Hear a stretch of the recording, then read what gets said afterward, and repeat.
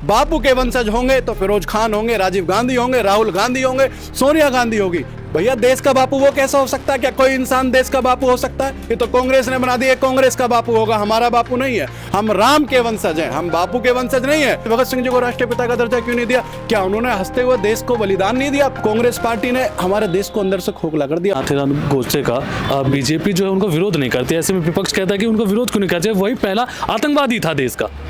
अरे एक बात बताओ, राष्ट्रभक्त आतंकवादी कैसे हो सकता है? राष्ट्रभक्त वो राष्ट्रभक्त था, उसने अपने देश के लिए, सनातन के लिए, अगर महात्मा गांधी जी को मारा, उसके देश पीछे के बापू को उन्होंने मार दिया, वो राष्ट्रभक्त था। भैया देश का बापू वो कैसा हो सकता है? क्या कोई इंसान देश का बापू हो सकता है? ये तो कांग्रेस ने बना दिया, कांग्रेस का बापू होगा, हमारा बापू नहीं है।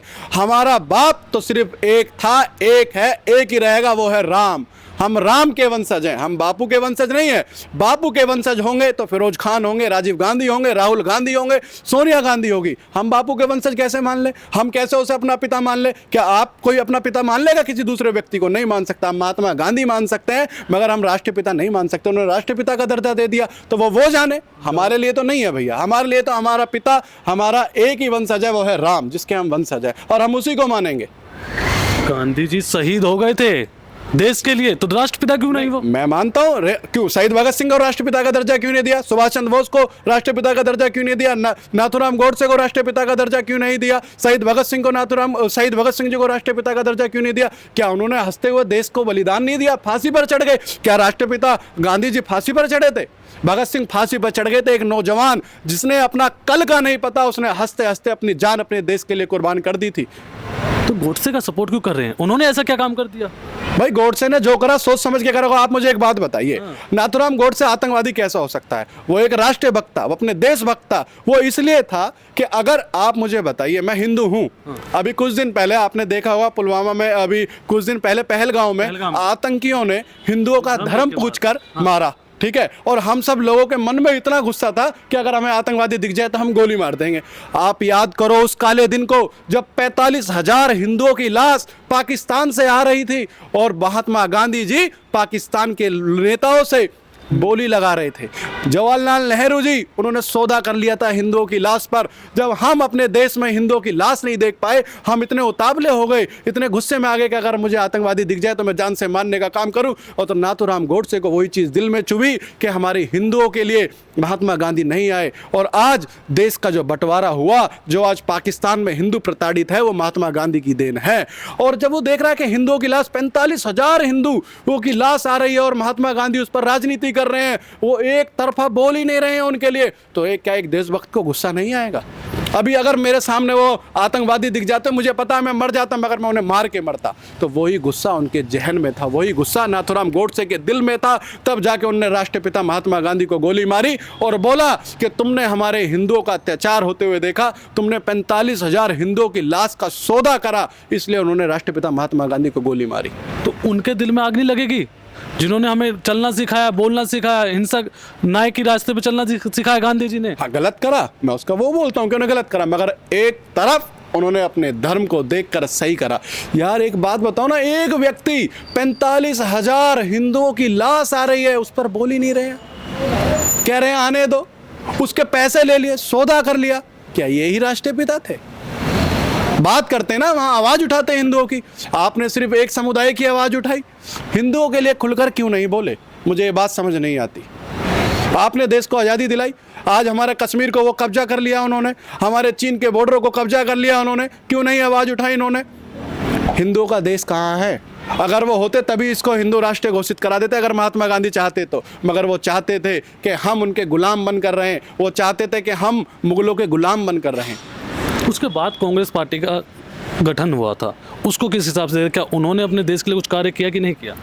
देखो, कांग्रेस पार्टी ने सिर्फ अपने लिए कार्य किया, अपने लिए कार्य करा। उन्होंने अपना विकास करा, उन्होंने देश का विकास नहीं करा। देश का विकास तो आज हो रहा है, जो सभी धर्मों को एक साथ मान के जी रहे हैं। और आज कांग्रेस पार्टी ने हमारे देश को अंदर से खोखला कर दिया। उन्होंने 70 साल देश पर राज करा, मगर वो हमारे 500 साल पुराने राम मंदिर को नहीं बना पाए। अब कैसे राम मंदिर बन गया अयोध्या में? वो राम की बात ही नहीं करते।